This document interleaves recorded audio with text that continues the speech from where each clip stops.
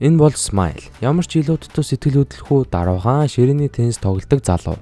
Smile болон Smile-ийн сайн найз Peko гэдэг энэ хоёр хамтдаа сургуулийн ширээний теннисний клубт орсон боловч Peko бүр тоосон шинжгүй эмээгийнхаа ширээний теннисний газар мөрийтэй тоглоод л байж идэг. Харин Smile бол хариуцлагатай, дууландаа тууштай явдаг. Peko маань болохоор энэ мөөгөн үстэй бие тооцсон жаал, уг нь ширээний теннисний бүр гоц авьяастай, нээх бэлтгэл хийхгүй байсан ч мэрэгжлийн тоглогчдыг асуудалгүй хождог. Харамсалтай нь Peko дэндүү том амтай бие тооцсон гар. Өө сугаа барахгүй юм штэ. Ямар мяа юм бэ. За үзээ гаргая. Гэтэ яалтчгүй гоц авьяастай төрцсөн болохоор том амтай байсан ч асуудалгүй хождог. Харин нөгөө талд Smile Peko-гоос дутгааргүй мундаг авьяастай бас арай даруухан. Peko-год бол Smile жоохон жолоо хичээл зүтгэл хариуцлагатай. За би та нараас нэг асуулт асууя. Төрөлхийн авьяастай хүн эцэст нь амжилтанд хүрэх үү? Эсвэл тууштай хичээл зүтгэлтэй хүн амжилтанд хүрэх үү? Миний хувьд тууштай хүн амжилтанд хүрнэ гэж боддог. Та нар маань юу гэж боддгоо комент биччихүүлдэгээрэй. Peko ерөөсөө клубт оролцохгүй тэнэг зуур клубийнх нь хөгшин дасгалжуулагч Smile-ийн ур чадварыг анзаараад хувьчлан өөрөө бэлтгэхээр шийддэг. За манай хэд бол ахлах сургуулийн сурагчид тэгээд бүгдээрээ ахлах сургуулийн улсын аваргын төлөө жил бүр нэгдсэн том тэмцээнд оролцдог.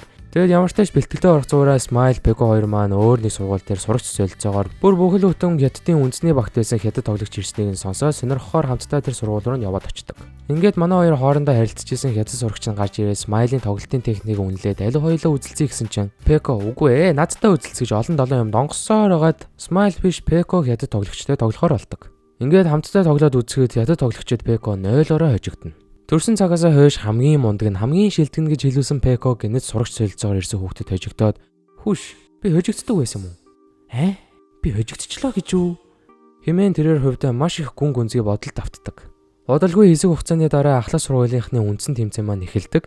Peko Smile хоёр хамтдаа сургуулийнхаа жирийн клубд бэлтгэл хийцгээгээд орж ирсэн бол Kyoge сургууль бүхэл бүтэн мэрэгжлийн баг шиг тамирчтай бэлтгэл сургаж хөгжүүлдэг байна. Зүгээр л нэг ахлах сургуулийн тэмцээн гэж бодсон олон усаас ч хүүхдүүд ирсэн байна, сургуулиуд бүхнээ зориулан бэлтгэсэн байна. Гэсэн хэдий ч Peko өөрийн ур чадвартай итгэлтэй байдаг. Ингээд тэр Kyoge-д амар бэлтгэл хийдэг сургуульд сурж байгаа багын найзтайгаа уулзраа таарна.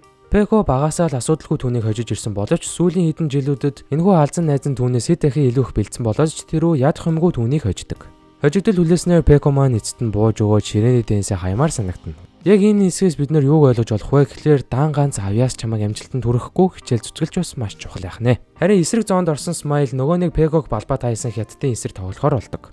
Тоглолт маш ширэн эхэлж Smile 2-0-оор хожигдохын даваан дээр эргэн ирэлт хийгээд баг-багаар оноогоо ертулсаар хүн бүрийг гайхшруулна. Гэтэл яг сүүлийн мөчөд ялах боломжтой зүйл дээр Smile албаар буугаад өгнө. Тийм ээ, та нар зөв сонссон. Хэдий Smile ялах бүрэн боломжтой байсан ч албаар хожигддог. Яагаад вэ гэдэг нь айгүй сонирхолтой. Smile хичээл зүтгэл болоо авьяас байдаг ч түүнд зориг ба хүсэл тэмүүлэл байдаггүй.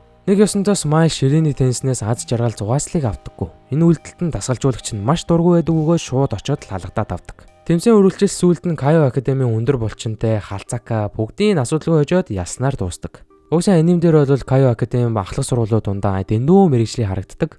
Ингээд сургуулиудын авраг дуусгаад Smile болон Peko хоёр маань тус тусын замыг хөөцгөнөө. Peko бэлтгэлдээ бүр огт очихоо болоод үсээ ургуулад өдөржин шүнжин охинтой эсвэл тоглоомын газар цагаа өнгөрүүлээ сүүлдээ бүр гүзээ мүзээтэй болтлоо дураараа дөргидөг.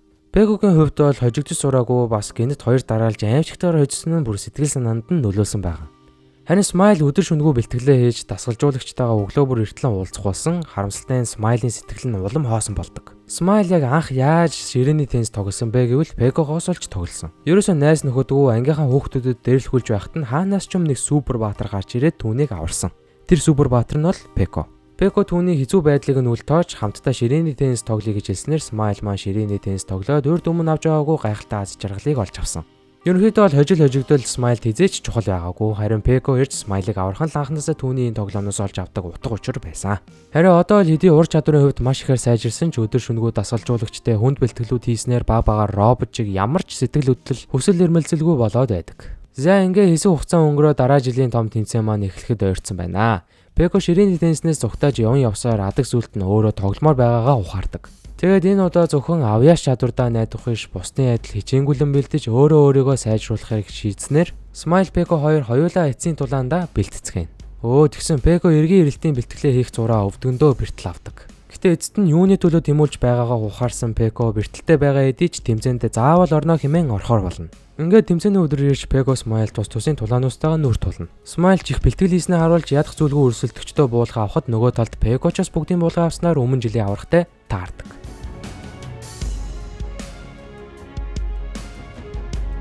Маш ширүүн тулаан болж ялагчаар нь Peko гайхалтайгаар гарч ирэн хамгийн сүүлийн учраа нь Peko болон Smile хоёр дээр үлддэг.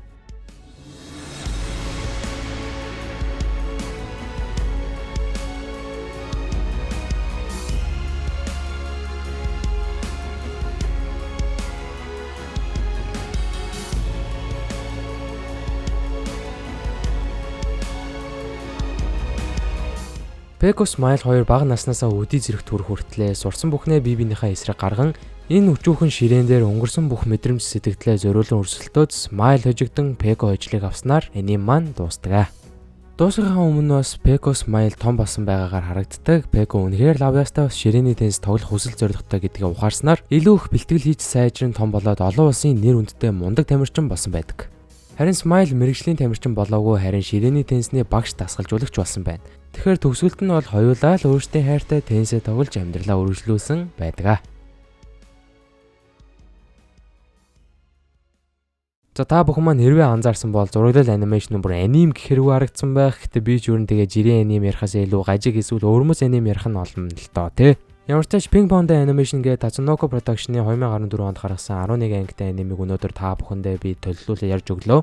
Би анх аним үзэж эхлэхдээ санаандгүй MN Fanshops гэх тухайн үеийн сайтнаас энийг олж үзчихсэн. Жохон байсныг ч хэлэхүү, тоодгүй байсныг ч хэлэхүү, надад зураглал нь эвгүй харагдахгүй, харин ч илүү гоё харагдсан. Тийм ч учраас дуусан тустлан шимтүү үзсэн байт юм аа. Бас би ер нь спорт их тоглох дуртай хүн байхгүй юу? Миний хамгийн дуртай спорт бол нэгт сагсан бөмбөг. Хэрвээ миний Instagram Xenon Sleeps-ийг дагдаг бол постыг маань харсан байх. Хоёрт гэвэл волейбол, гуравт гэвэл ширээний теннис байхаа. Би бол 12-аас 14 нас хүртлээр Чингэлтэй дүүргийн теннисний клубт явдаг байснаа маш сайн санаж байна. Тэгээ тухайн үедээ сайхан байж дээ. Ер нь тэгээ спорт сонирхоод тоглох үнэхээр гоё. Би тамир манддаггүй. Та нар ч гэсэн спорт тоглоорой. За анимын утга бас далд санаа нь яг юу байваа гэж хэдүүлээ эргцүүлээд харвал мэдээж зөвхөн Aviasтай байлаа гэж амжилтад хүрдэггүй. Avias болон чадрын ард үргэлж шаргуу хөдөлмөр болон хичээл зүтгэл байх хэрэгтэй. Peko Smile хоёрын түүхээс бид заавал ширээний теннисний тэмцээндээ хожиж авраг нь олох биш, дэлхийн шилдэг болохтой биш. Харин ширээний теннисийг чин сэтгэлээсээ тоглож түүнээсээ аз жаргал, баяр хөөргийг олж авах тухай өгүүлхийг харж болно. Smile хэдий Peko төжигдөөд 2 дугаар байранд орсон ч гэсэн багтаа авсан тэр гайхалтай баяр хөөргийг дахиж тэр ширээнээс олж авах нь 1 дугаар байранд орохоос илүү том хожил мэт санагдсан. Товчхондоо ялалт Avias алдраг Avia бол жинхэнэ зорилго биш. Жинхэнэ ялалт гэдэг бол ширээний теннисийг анх удаа тоглож байхдаа мэдэрч буй тэр баяр баясгалан хүсэл тэмүүллийг дахин олох явдал юм. Сүүлийн үед хүмүүс мөнгийг их чухалчлах болсон. Юм бол мөнгө олж тэгээд энэ хоббигоороо цалинждаг юм уу гэдэл хаяа жоохон залхмаар санагдана. Гэхдээ сакс тоглох үедээ эсвэл видео тоглоом Counter Strike тоглохдоо би эндээс заавал мөнгө олно гэх биш хаяа ч амьдралын жижиг зүйлсээс таашаал авах хэрэгтэй гэж хувьдаа боддог. Нэг нэгнийхээ үзэл бодлыг хүндлээд өөрсдийн дуртай зүйлээ тултал хамтдаа хийцгээе. Надад YouTube-ийг хүсэл тэмүүлэл байдаг. Та нарт ч бас ямар нэгэн дуртай зүйл байж л таараа. Тэр болгонд нь би амжилт хүсье. Өнөөдрийн бичлэгээр хамт байсан бүх хүмүүстээ маш их баярлалаа. Дараагийнхаа сонирхолтой бичлэгээр уулзтал түр баяртай. Лайк болоо subscribe заавал дараарай.